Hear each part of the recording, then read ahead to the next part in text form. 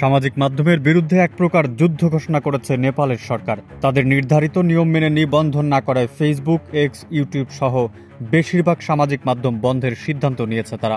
গত বৃহস্পতিবার এই ঘোষণা দেওয়া হয়। এই ঘোষণার পর ক্ষোভে ফুঁসে উঠেছে নেপালের ছাত্র জনতা। দেশটির জেনজি আন্দোলনকারীরা সোমবার কাঠমান্ডুতে সংসদ ভবনে ঢুকে পড়ে। দেশজুড়ে পুলিশের সঙ্গে আন্দোলনকারীদের দফায় দফায় সংঘর্ষে এখন পর্যন্ত 14 জনের প্রাণহানির খবর পাওয়া গেছে।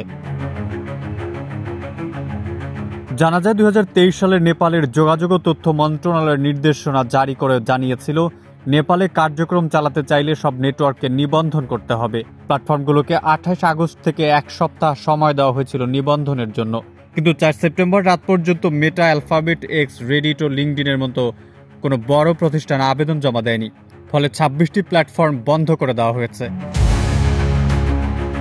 সরকারের দাবি, ভুয়া অ্যাকাউন্ট, বিদ্বেষপূর্ণ বক্তব্য ও সাইবার অপরাধ দমনের জন্য এই সিদ্ধান্ত নেওয়া হয়। এক্সট্রিম মশার কয়েল প্ল্যান্ট ফাইবার দিয়ে তৈরি, ডেঙ্গু, চিকুনগুনিয়া বাহি সহ যে কোনো মশার বিরুদ্ধে দেয় এক্সট্রিম সুরক্ষা। সরকারের এই পদক্ষেপকে মত প্রকাশের স্বাধীনতায় হস্তক্ষেপ হিসেবে আখ্যা দিয়ে তীব্র সমালোচনা করেছে বিভিন্ন অধিকার গোষ্ঠী। নেপালের যোগাযোগ ও তথ্যমন্ত্রী পৃথ্বী সুব্বা গুরুং জানান, দেশে বহুল ব্যবহৃত প্রায় 2 ডজন সামাজিক নেটওয়ার্ককে বারবার নোটিশ দেওয়া হয়েছিল সরকারিভাবে নিবন্ধনের জন্য, কিন্তু তারা তা না করায় অবিলম্বে প্ল্যাটফর্মগুলো বন্ধের নির্দেশ দেওয়া হয়েছে।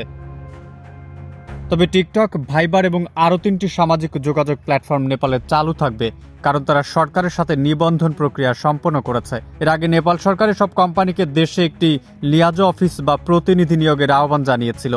সামাজিক মাধ্যমের সঠিক ব্যবস্থাপনার জবাবদিহিতা ও দায়বদ্ধতা নিশ্চিত করতে সরকার সংসদে একটি বিলও উত্থাপন করেছে, যদিও বিলটি এখনও সংসদে পূর্ণাঙ্গ আলোচনার মুখ দেখেনি।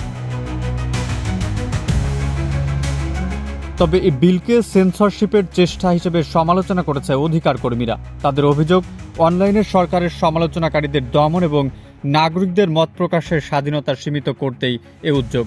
এ ধরনের আইন মত প্রকাশের স্বাধীনতা খর্ব করবে এবং নাগরিকদের মৌলিক অধিকার লঙ্ঘন করবে।